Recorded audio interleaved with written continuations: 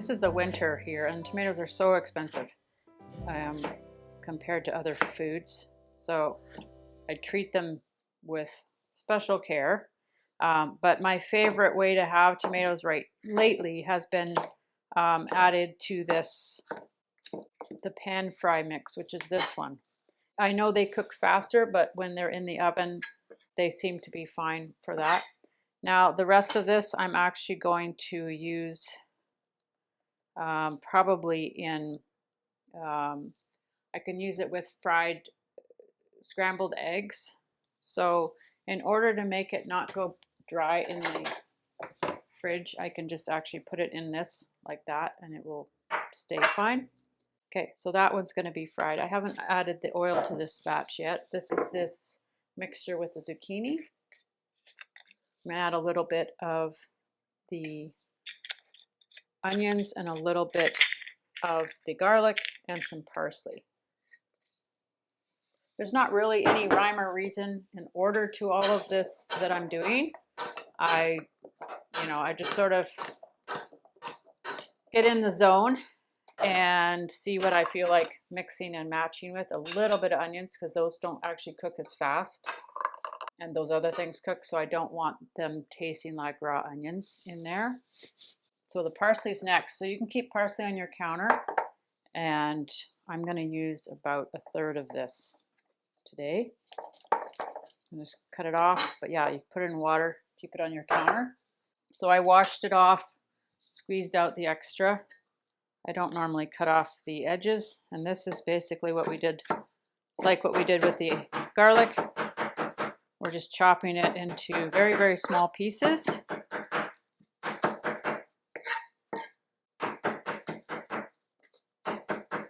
Eating this way is worth it. If you're willing to learn a little bit about how to cook, if you can, if you're able to, physically able to, and you have the space and the ability to do this, I recommend it for everybody. I feel so much better when I eat this way. Basically all my ailments go away.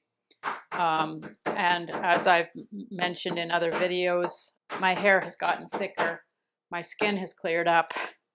All of these things that I've had to deal with over the years, like my skin especially, I've never had as good a skin as I do since I started eating these one ingredient foods. I feel so much better.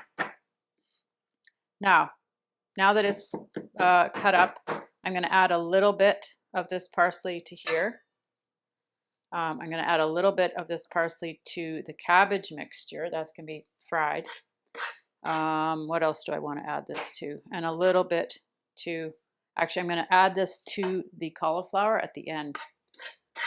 So I'm going to put this, this does use up a lot of dishes, as you can see, but then you're not going to have to cook for a couple days, 3-4 days. Thankfully I have a dishwasher. There's been decades where I never had dishwasher, especially in Brazil, so I got used to washing everything by hand, which is a pain, but if you have to do it, you have to do it. So now that we have a dishwasher, it's awesome. The next thing, or almost the last thing that we have to do, is the potatoes, garlic cheese wedges. So I'm cutting them to be, oh, there's a piece that's black. I'm going to make them into wedges. So I slice them along like this. This is where I've cut myself in the past, so I got to be careful. Because my goal is to have them fairly uniform, as I've mentioned in the other videos, where the more uniform they are, the more easily they will cook evenly. So you won't have one that's undercooked and one that's overcooked. And so basically you're going to go along like this and slice them into wedges. Not perfect. If you see that green, I've heard before that that's poisonous. I've only gotten food poisoning once in my life. They do say that the green part of a potato is poisonous. I don't know if it is. Sometimes it means that it's gotten exposed to light. So if you have potatoes, keep them in a dark place. So if I do see it's like more green, I'll sort of like take some of that part away. but I haven't noticed any, feeling sick from any of that. The only time I ever got food poisoning, we lived in Brazil for 8.5 years when we were missionaries, and we were missionaries for 15 years, but 8.5 of them were in Brazil, and they loved their potato salad. It was delicious potato salad. It had raw onions in it, eggs and potatoes and raw onions, and that just made all the difference. I haven't made it for years, and of course mayonnaise. And it's really hot where we were in the Amazon area, so that restaurant didn't have, I guess, good enough, refrigeration or whatever. But yeah, we got sick from that. But one of the reasons why I haven't gotten food poisoning is because, as I've talked about, I went to professional cooks training right out of high school. I was 18, and one of the first courses or parts of the course was food safety in order to work at a restaurant. And basically, the if in doubt, throw it out was their mantra. And so I do tend to throw out food that I am suspicious of, but like I said, I've only gotten food poisoning once in my life. I do throw out, well, you see how much food I'm throwing out here. This, of course, isn't related to food poisoning. But if there's food in the fridge, I will eat leftovers for up to 5 days, especially chicken, not past 5 or 6 days, maybe at the max, and always heating up for very, very, very hot, like hot to the touch, so it's steaming. And yeah, I really, really heat things up. Like in a soup, I'll heat it up for boiling for 10 minutes usually. They recommend that. Anyways, that was a bit off topic, but no, I guess I was talking about the yellow part of potatoes. Now, what I'm going to do, this actually does taste better when I use the pan. So I'm going to do it the way I did it the first time around, and that did taste the best. So I'm going to get some parchment paper. Now you can use aluminum foil too. So I'm going to put a little bit of oil down here.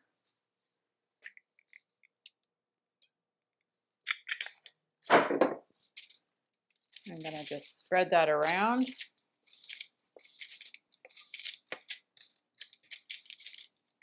Now I haven't tried it in this gas stove. Like I said, I was using like I said in my other videos, I was using an electric oven up until a few months ago, and then we moved to this new place. So we'll see how this works in the gas oven. Run out of containers, so I'm going to actually use this one to mix it in. So I'm going to pour a little bit of olive oil in here because I want every single side of it to be covered. Now there is a little bit of water. I think I've made too many potatoes. I'll cut that one off. And these ones, I can always put them in the fridge. Even though I've nicked them off, I can put them in the fridge, and next week when I'm cooking potatoes again, I can use them then. I had a friend who used to have a food truck, and he would sell French fries, and he said he kept all of his potatoes in the fridge. Well, I don't have enough room because as you see, I cook a lot of vegetables, and so I empty the fridge out every week or two, and then I have to fill it all up again. So I would not have room for all my potatoes. So I'm going to add, I'm going to add a little bit of that fresh garlic to there, not too much, a little bit to there. And then I'm going to add probably the equivalent of 2 cloves probably to there. This is what makes it taste so good. Salt and pepper.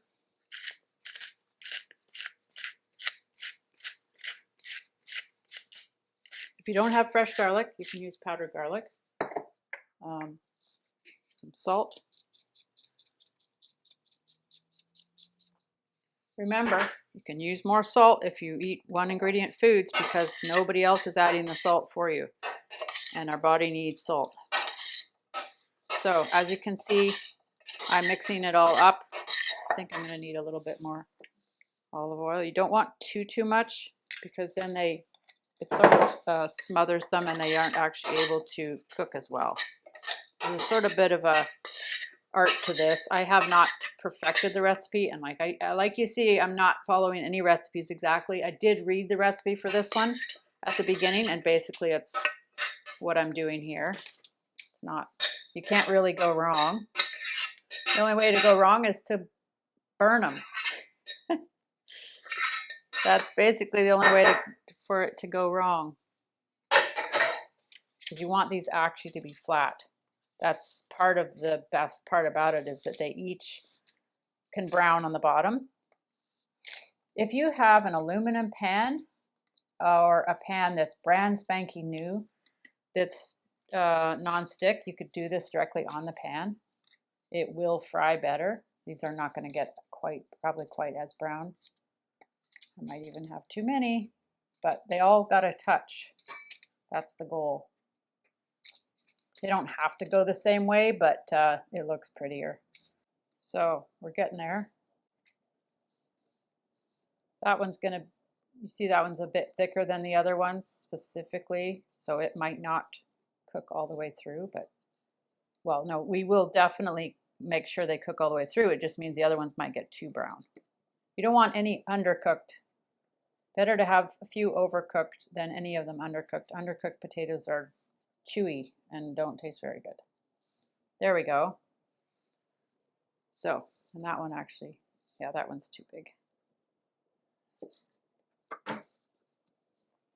Okay, those are ready to go. I don't follow recipes very much for cooking. I always have followed recipes for baking. No, that's not true. I get the hang of it and then I improvise. I'm rebellious. I don't like to, I was raised in a very, very strict environment, and so anytime I can box the rule, change the rules or whatever, I like to do that. So that's one reason why I don't like following recipes. But then the problem with not following recipes is you can't repeat it. Because if I really liked that, I'm not going to know the exact proportion of oil and garlic, etc. If I really like this, if I haven't followed a recipe, I can't repeat it. So that's the downside, but to me that's the upside, in that it's fun to figure it out. So what I'm looking at here is how many things I'm going to have in the oven, because I have 2 racks.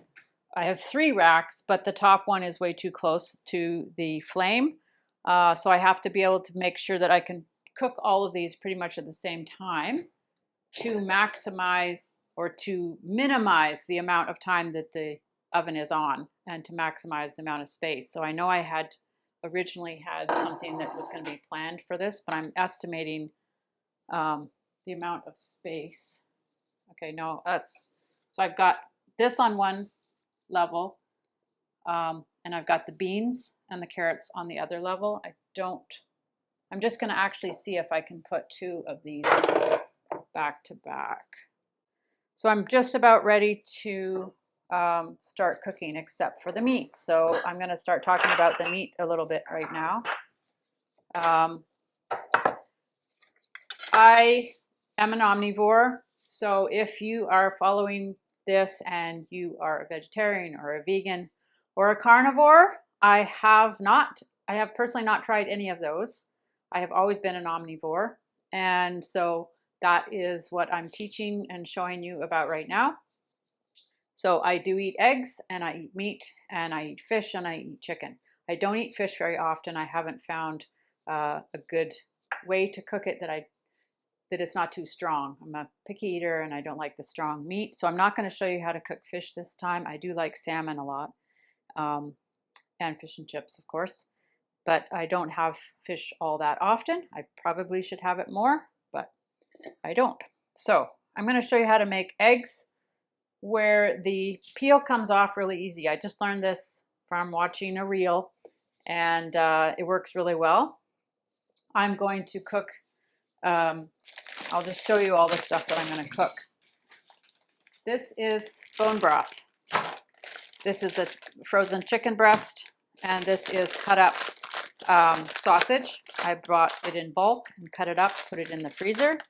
And under here, I've been thawing a roast. So this is, and I have bacon. Bacon's over here. So I have all of these that I'm going to cook today. plus the 1 ingredient foods. So these are all 1 ingredient foods except for the bacon and sausage have been prepared in a factory, and they have added, you know, chemicals, etc. That's my cheat. If you want to see it as cheat or whatever, that's where it's like 90% clean, 10% not clean. If we want to see the clean food, whatever. So it's not technically a 1 ingredient food, but I like variety, and that's what's made this work so well to stay on this, you know, healthy diet and to keep my 80 pounds off, is to have variety. If I don't have variety, I feel deprived, and then I want to go back to my old way of eating. So part of that was making sure that I have a lot of variety in the healthy foods that I'm eating. So those, yeah, so there's lots of proteins in that. So the chicken, I'm going to thaw. I'm going to cut it into small pieces, and I'm going to stir fry that. This I'm going to fry up. So those are both on the top of the stove. This is on the top of the stove. And then the roast is going to be in the slow cooker, which is over there. Now I cooked up bone broth. Now this looks pretty funny, probably. Bone broth I get at the butcher. I get bones for a really good price, this butcher shop nearby. And I cook it in the slow cooker, and I cook it for about 8 to 10 hours. In the past, I have cooked bone broth for 24 hours, but then the house smells like that for 24 hours. So this happened to be very congealed. So as soon as I'm done with the slow cooker, I strain it, put it in the fridge overnight in one of these pans with the lid on. I skim off the fat, throw the fat away. I know you could use the fat if you wanted to. I don't. But what's left is it was very congealed, which means it has a lot of collagen, which is super healthy. Maybe that helps with my thicker hair too. And so it was very, like, I couldn't pour it into my ice cube tray, which I usually do. And then I put it in the fridge for a couple hours till it's frozen, take it out, put it in a bag, do a repeat and repeat and repeat until all of it is in ice cube size. So then what I can do is when I'm cooking stir fry, this is bone broth, I can take a chunk. So what I had to do was scoop it out, and I put it on a cookie sheet, put it back until it was solid. Because otherwise you'll have bone broth, like, how are you going to be able to use it? You can make a pot of soup with your bone broth, and then you've basically used it all up. This way I'm able to use it in pieces. So I can take the bone broth, put it into the stir fry when I'm cooking that. Put it into, I could put it in there, but I want that to be more fried. I could put it into that. That will help. It will just bring nutrients, more nutrients. They say bone broth's about 10 times more nutrients than actual meat. So super healthy. And this had so much collagen in it. So it's very chunky. So I'm going to use this at the bottom of the roast. At the bottom, it will melt a little bit in the bottom. This will cook for about 7 hours. I'm going to throw these in there too. I could throw some more things. I will just strain it out and it will become the gravy. So it doesn't really matter. So I'm just going to be putting that in here, and not too much because I don't need a lot of gravy. So it's like 5 cubes worth, because this has fat on it and this is going to come off. Now, sometimes I'll roll this in oil, put it in a bowl, put some oil in it, roll it, and put spices on top. Or sometimes I'll just literally put it straight in there, and then as it thaws. So this is going to take about 7 hours to cook because it's totally frozen. And I'm putting the fat up so that the fat drips down into the meat. That is a full, at Costco, you can buy 2 together. That's a full one. A lot of times I'll cut that in half and then the other one in half. So I have 4 half sizes. If there's not as many people in the house to eat it, but there's more people in the house. And so we're going to probably go through that in 4 or 5 days, plus the other meat too. Putting this back in the freezer. The chicken, I'm going to leave for now because I got a lot of other stuff to do. I'll probably cook it at the very end. This I can cook at any point in time. So the other thing, the last prep is the bacon. Now I have been cooking bacon for A long time. Actually, that's not true. I didn't actually hardly cook bacon up until I was 40 and learned about the paleo diet, or no, 42. So over a decade. So for bacon, anyways, I've been cutting it in half. I find it curls too much and it's too hard to cook in a pan. So I've been doing this for a long time now, where I cut it in half, and then if I wanna cook it, I just do it in pieces in the pan. But lately, it's a pain because you have to stand there and flip it, or you put it in the oven and then it just doesn't taste the same. So I've been actually making large bacon bits. They're about, I don't know, that's 3/4 of an inch, half an inch. And then just cooking them in this great big pan, and I can sort of put it on and I don't have to do as much like maintenance to cook it. And then I can put it on top of things, mix it with scrambled eggs. I can put it on top of potatoes, on top of the vegetables, and it just brings in a little variety, brings in a little bit of taste, and has some crunch. If you are mostly eating one ingredient foods, that's super healthy. And there's so few preservatives, like there's no preservatives. This is where the preservatives are, this is where the chemicals are. So if you're eating healthy, have a little bit of enjoyment and have some fun and have some bacon. That's what I recommend. It will make the diet much more sustainable long term. And for me, there's no food off limits as long as it's outside of the house in terms of the foods that are really tempting to me. The foods that are in the house are foods like this, and a little bit of fun food, like I say before, where there's risky food, fun food, you can cheat food, whatever you want to call it.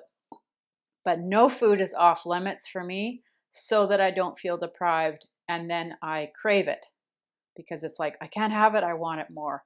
But it's outside of the house, or the 2-bite rule, where I talk about in some of my other videos, where if I know they're very tempting to me, I'll just have 2 bites. And the first 2 bites of anything always taste the best anyways. So this is the 10%. 90% clean, 1 ingredients. This has got some chemicals in it, but tastes pretty good. And it's the amount that you eat of that is very, very small anyways. Same with this. This has got chemicals in it. I don't have, these are farmer sausage. So you buy a lot. I cut it up into portions, and then I can fry it up, put it in the freezer, fry it up later. So those 2 things are the only processed foods so far in this meal prep. The next thing we're going to do is start cooking. This is butter also. So I usually only use olive oil and butter in my cooking, and whatever fat would come off in these types of things.